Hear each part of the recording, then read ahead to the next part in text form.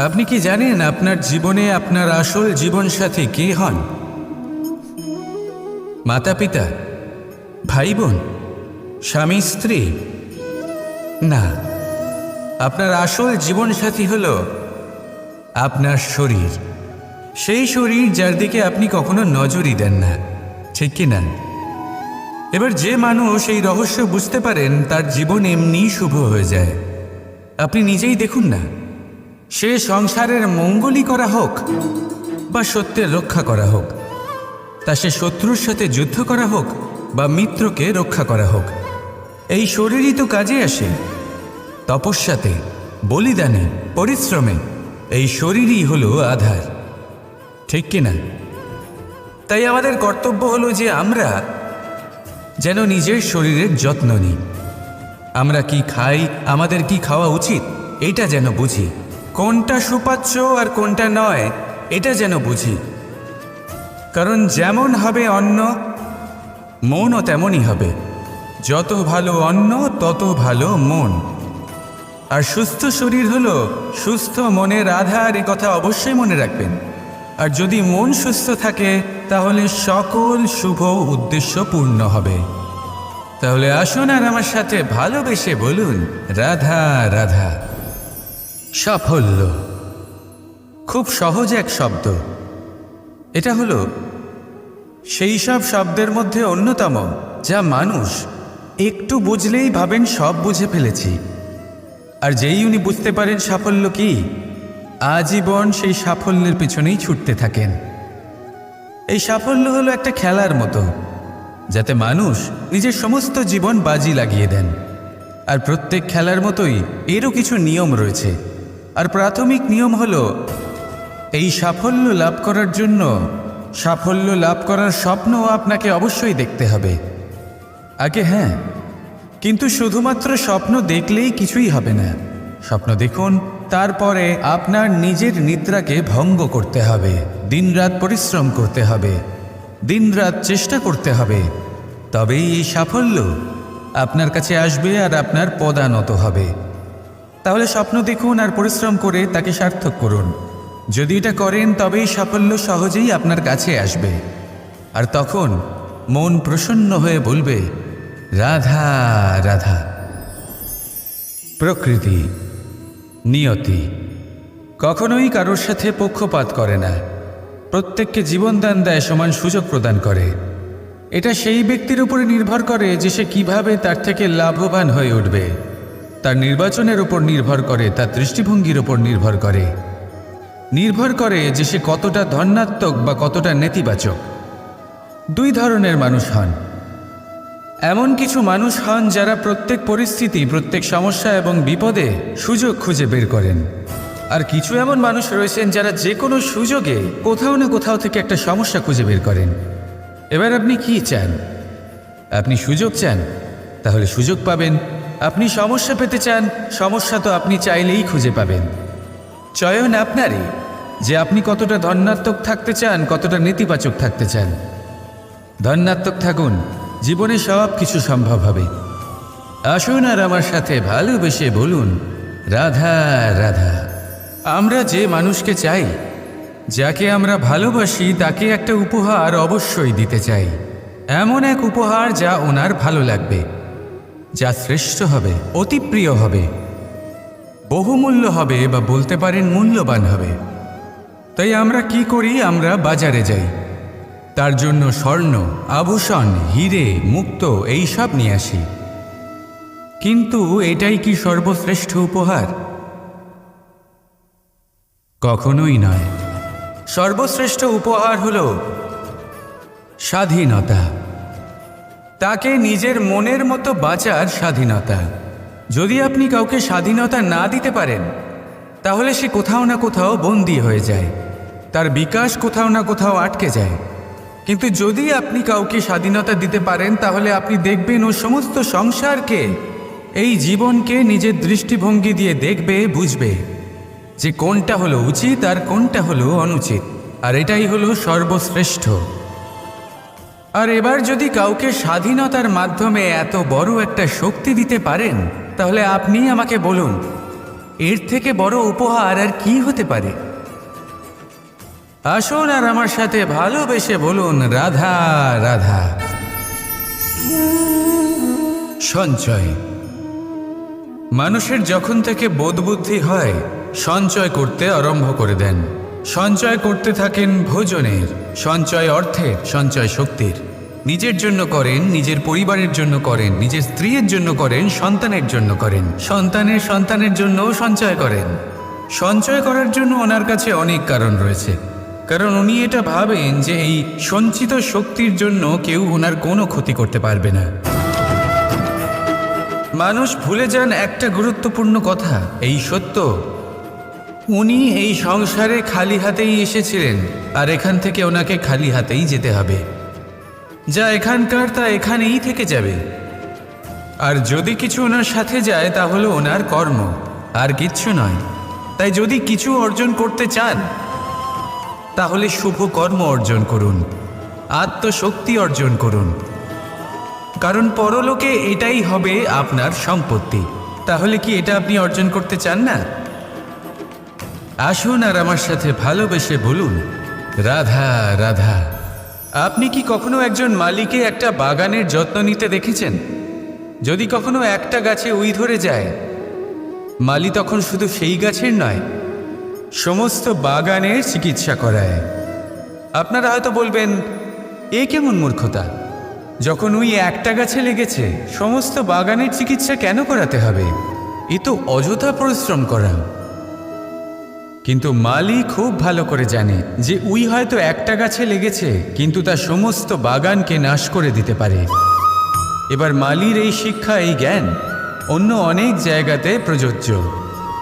এই সংসারে আমরা শুধুমাত্র নিজের পরিবারের কথাই চিন্তা করি, তাদের যত্ন নিই, চেষ্টা করি যেন তারা ভালো থাকেন, সুখে থাকেন।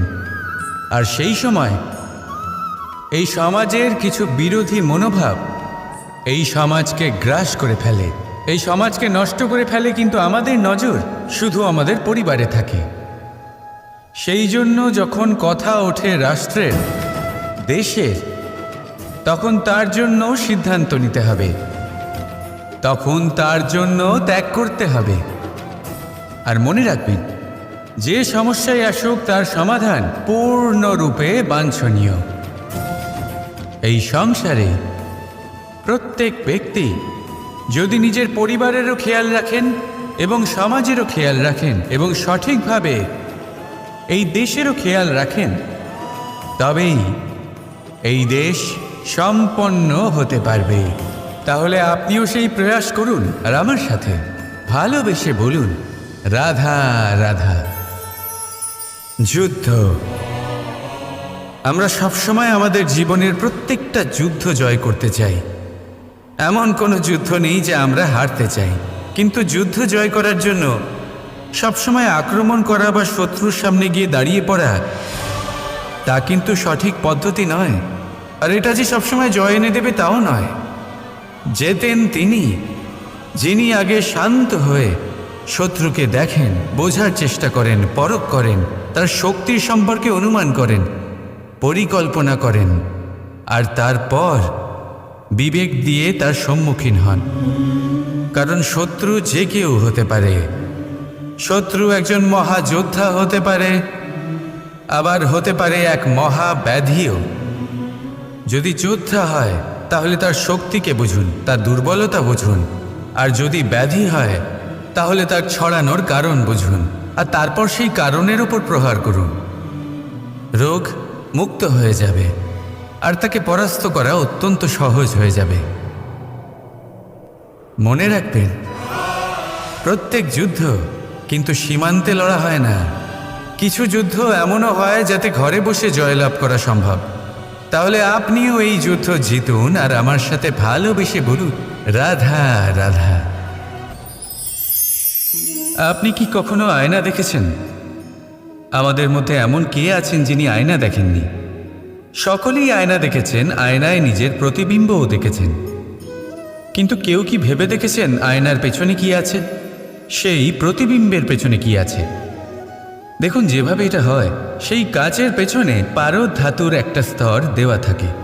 যে কারণে আমরা যখন দেখি তখন নিজের প্রতিবিম্ব দেখতে পাই। অর্থাৎ এই কাঁচ এমনভাবে তৈরি করা হয় যে আলোর প্রকাশ যেদিক থেকে আসে সেই দিকেই আবার ফিরে যায়। সেই জন্যই এটাকে আয়না বলা হয়। এটাই হলো সবার জীবনেরও সত্য। যদি আমরা আমাদের সম্পূর্ণ মনোযোগ শুধু লক্ষ্যের দিকে কেন্দ্রীভূত করি, এদিক ওদিক বিক্ষিপ্ত না হই, তাহলে না শুধু আমরা নিজের লক্ষ্য প্রাপ্তিতে সফল হব, বরং আমরা অন্যের পথপ্রদর্শক হিসেবেও সাফল্য পাব। তাহলে আপনি কি হতে চাইবেন এমন একজন ব্যক্তি? সিদ্ধান্ত আপনার। রাধা রাধা।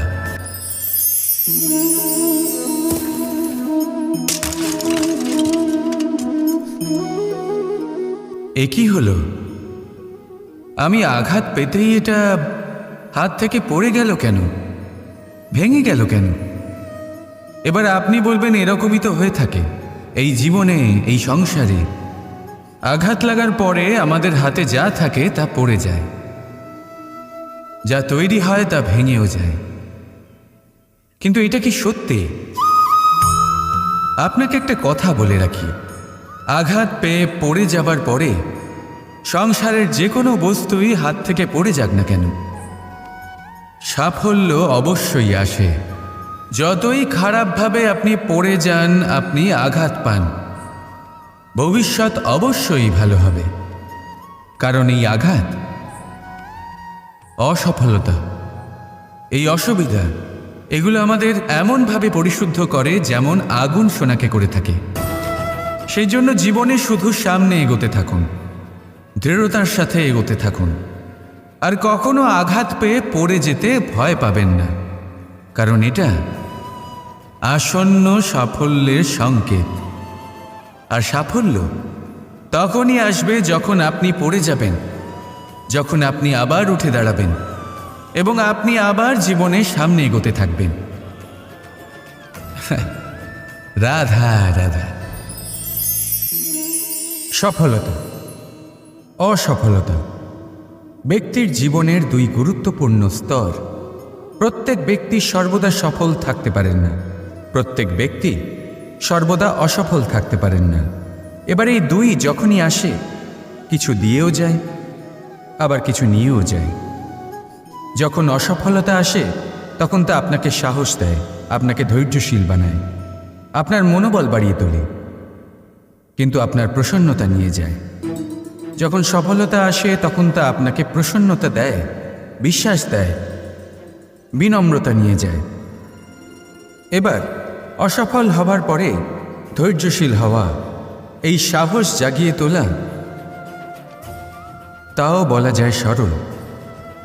কিন্তু সফল হবার পরে বিনয়ী থাকা সব থেকে কঠিন।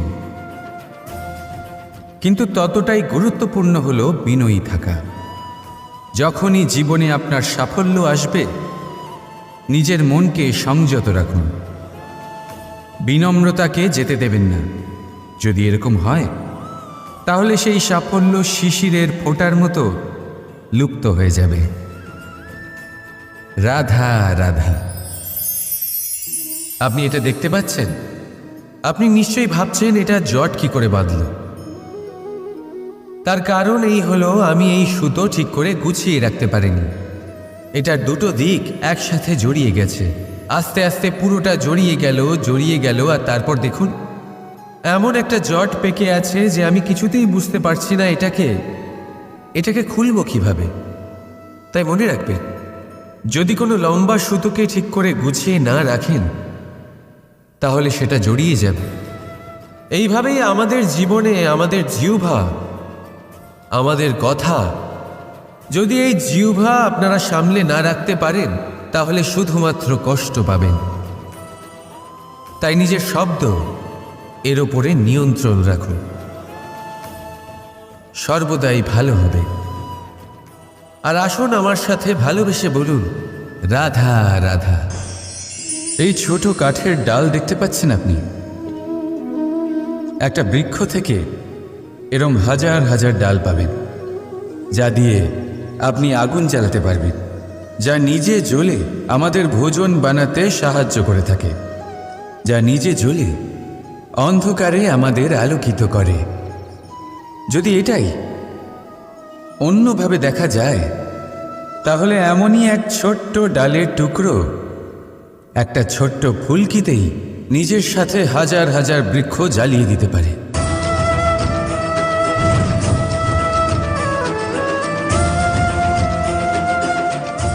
পার্থক্য কোথায়? পার্থক্য হলো শুধু দৃষ্টিভঙ্গিতে, মানসিকতায়। যদি এই মন শীতল রাখেন, শান্ত রাখেন, তাহলে অসংখ্য মানুষের জীবন আলোকিত করবেন। যদি ক্রোধ আর অহংকারের আগুনে জ্বলতে থাকেন, তাহলে শুধুমাত্র বিনাশ করবেন। সিদ্ধান্ত আপনার। রাধা রাধা। একটি পিঁপড়ের আয়ু অত্যন্ত কম হয়, 2 দিন বা খুব বেশি হলেও 1 সপ্তাহ, ব্যাস। কত কম ভোজনের দরকার পড়ে ওদের, কিন্তু তাও সে চলতে থাকে, কর্ম করতেই থাকে। আগামী প্রজন্মের স্বাচ্ছন্দ্যের জন্য কখনো থেমো না, কর্ম করে যাও, চলতেই থাকো। কিছু না পেলেও পথ চলায় পারদর্শী হয়ে উঠবে। লক্ষ্যে না পৌঁছলেও একজন ভালো যাত্রী হতে পারবে।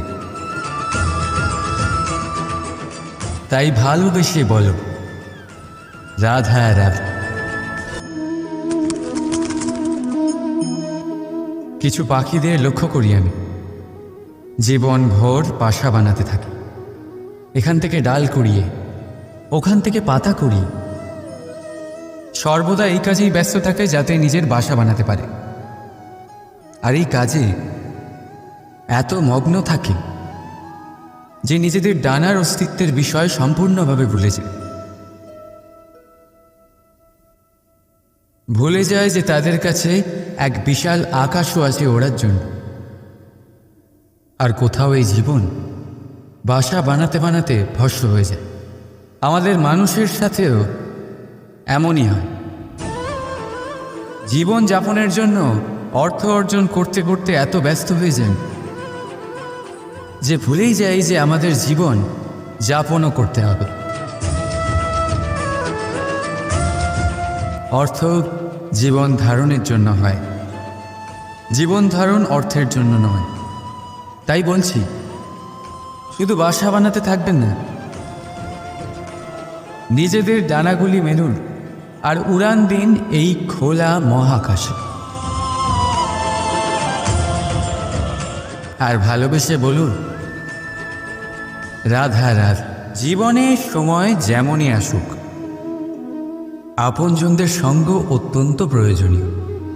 সুখ হলে বেড়ে যায়, দুঃখ হলে ভাগ হয়ে যায়। আপনজনদের সাথে কিভাবে সময় কেটে যায় তা বোঝাই যায় না, তাই না?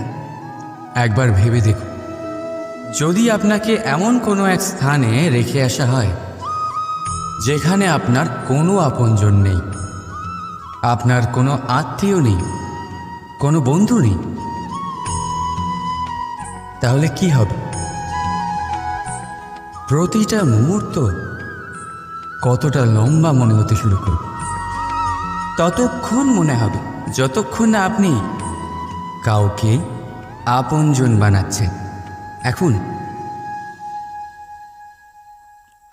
ভাববার বিষয় এটাই যে কে আপনার সেই আপনজন।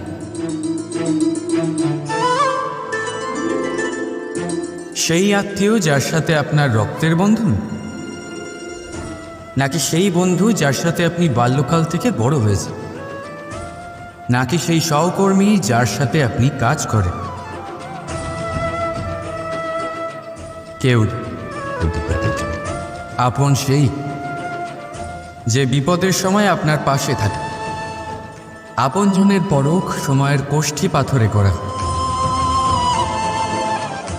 তাই মনে রাখবেন, আপনজনদের সাথে সময়ের খেয়ালই থাকে না, কিন্তু সময়ের সাথে আপনজনদের অবশ্যই চেনা যায়। তাই ভালোবেসে বলুন, রাধা রাধা। আমাদের জীবনে শিক্ষকের অবদান অনস্বীকার্য।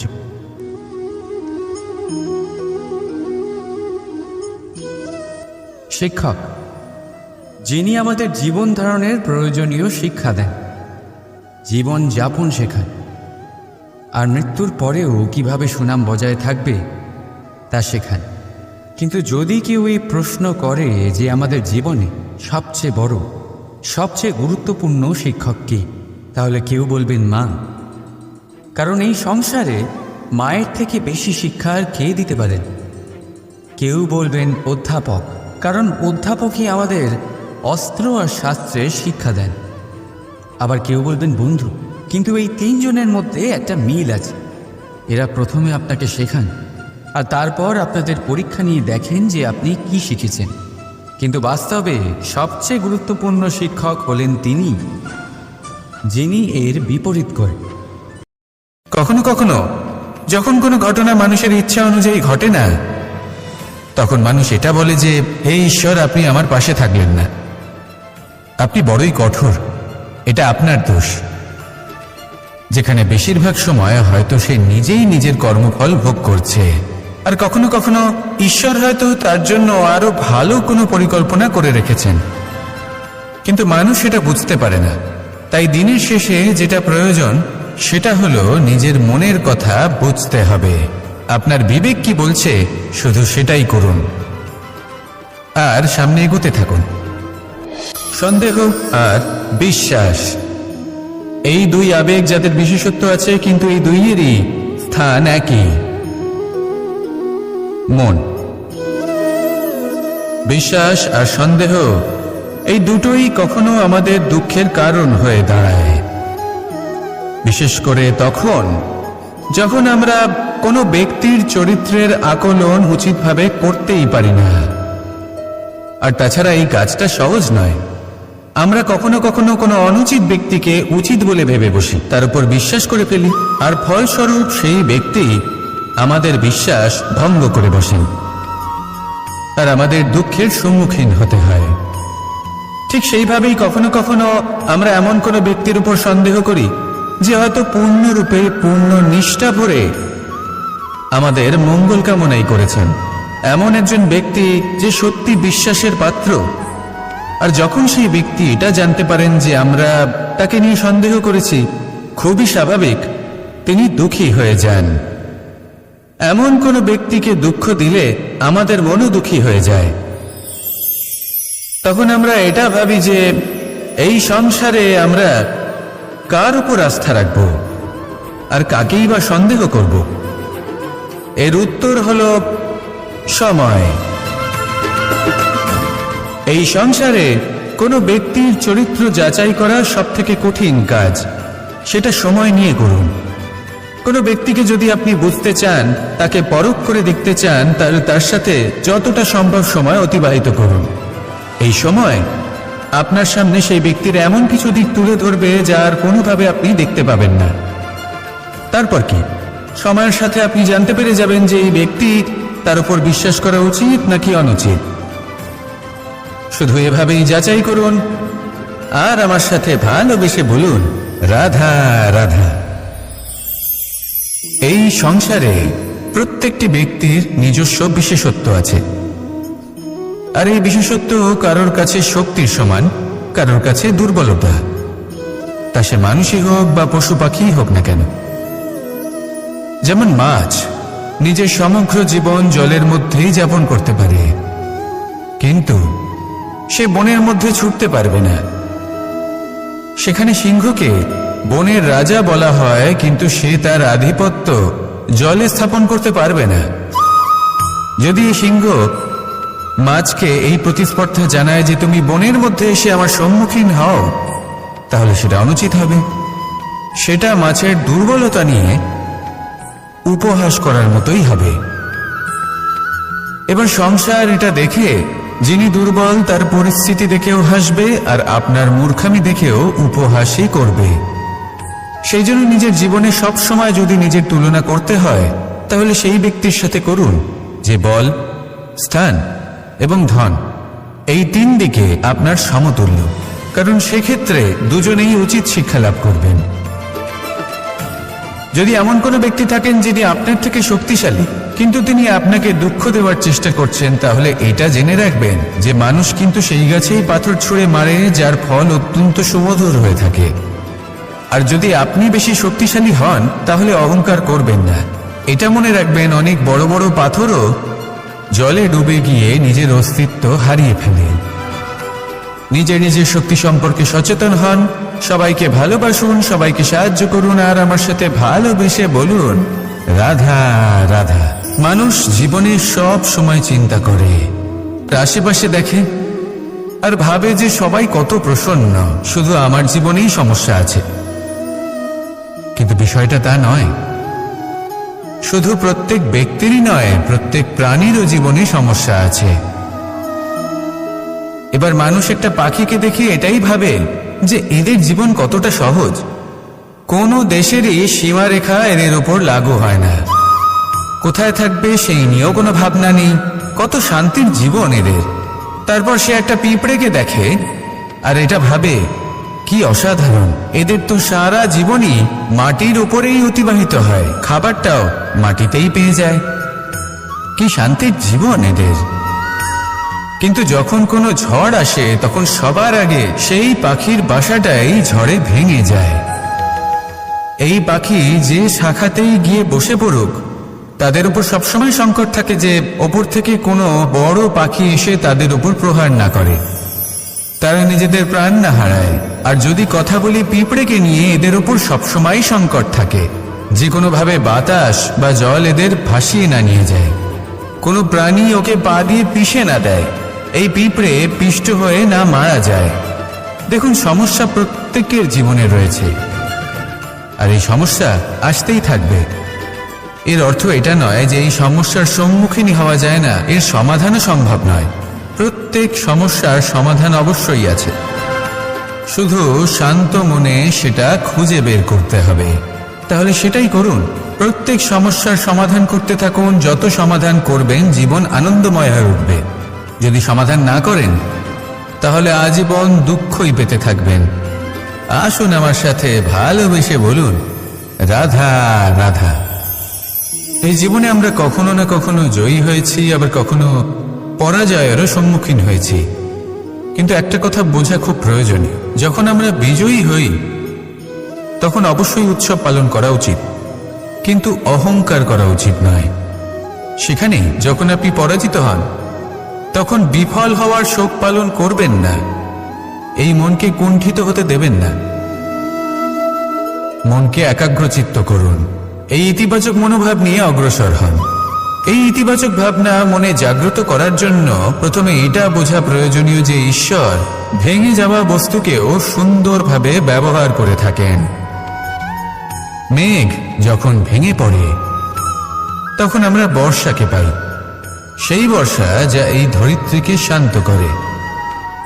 পাথুরে জমি যখন সেটা ভগ্ন হয় তখন আমরা সমতল ধরিত্রী লাভ করি, ক্ষেত লাভ করি, যার থেকে আমরা সামগ্রী পেতে পারি। যখন একটি বীজ ভগ্ন হয় তখন তার থেকে চারা জন্ম নেয়, যেটা ভবিষ্যতে আমাদের সুস্বাদু ফল দান করে, ফুলও প্রদান করে। তাই জীবনে যদি কখনো আপনার মনে হয় যে আপনি ভেঙে পড়েছেন, তাহলে দুঃখী হওয়ার কোনো প্রয়োজন নেই। আপনাকে শুধু এটা বুঝে নিতে হবে যে ঈশ্বর শীঘ্রই আপনাকে খুব বিশেষ একটা কিছু প্রদান করতে চলেছেন। এই জীবনে ওঠা নামা, জয় পরাজয়, এই সব কিছু আসতে থাকবে, চলেও যাবে। এই সব কিছুর সম্মুখীন হয়ে অগ্রসর হন, কিন্তু মনে ইতিবাচক শক্তি নিয়ে। আসুন আমার সাথে ভালোবেসে বলুন রাধা রাধা। অনেক সময় পথে চলতে গেলে এই ছোট ছোট কাকড় আমাদের পায়ের তলায় চাপা পড়ে যায়, কিন্তু তাও কখনো এদের অপমান করবেন না। এদের প্রারব্ধকে নিয়ে, এদের ভাগ্যকে নিয়ে, এদের আকারকে নিয়ে কখনো উপহাস করবেন না। ভাবুন, যদি কখনো ঝড় ওঠে আর এই ছোট্ট একটা কাকড় আপনার চোখে ঢুকে যায়, তাহলে কিন্তু সেটা আপনাকে অত্যন্ত কষ্ট দিতে পারে। এরকমই হয় আমাদের জীবনের প্রত্যেকটি ব্যক্তি।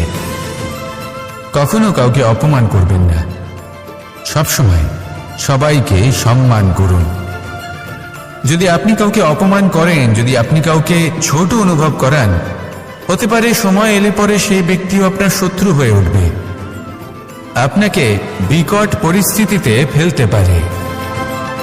সেই জন্য কারোর আকার দেখে তাকে সম্মান করবেন না। এই সংসারে সবাইকে সম্মান করুন, সবাইকে ভালোবাসুন, আর আসুন আমার সাথে ভালোবেসে বলুন রাধা রাধা।